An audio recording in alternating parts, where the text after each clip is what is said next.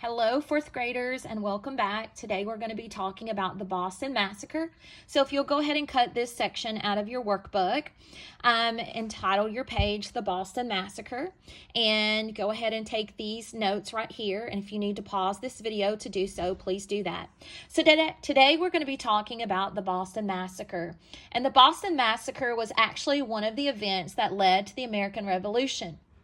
This event happened in 1770 in Boston, Massachusetts, when a group of British soldiers shot their muskets into a crowd and 5 colonists were killed.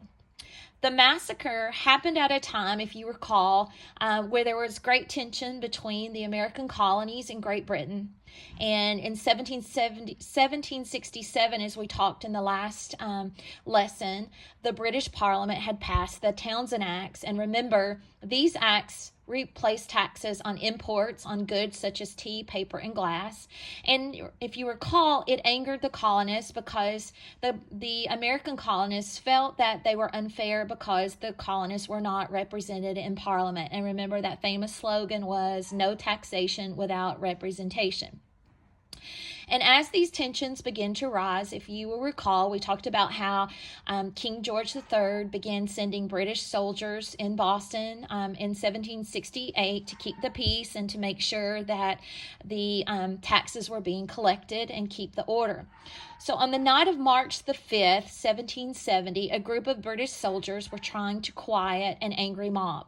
Because if you recall, there were more boycotts and protests and the Sons of Liberty, and people were just the colonists were being more vocal because they were really happy and they were unhappy, and they were unified against the British Parliament and King George III. Well, these angry colonists were shouting out and they were throwing things at soldiers.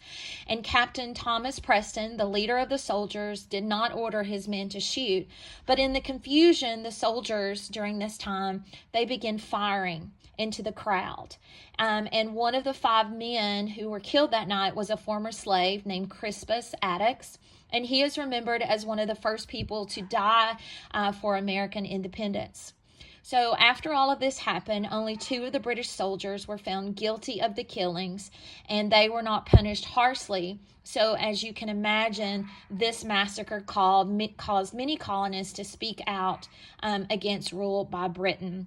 And it's just one of the events that initially just created even more tensions, and it's going to lead to the next event in this chapter.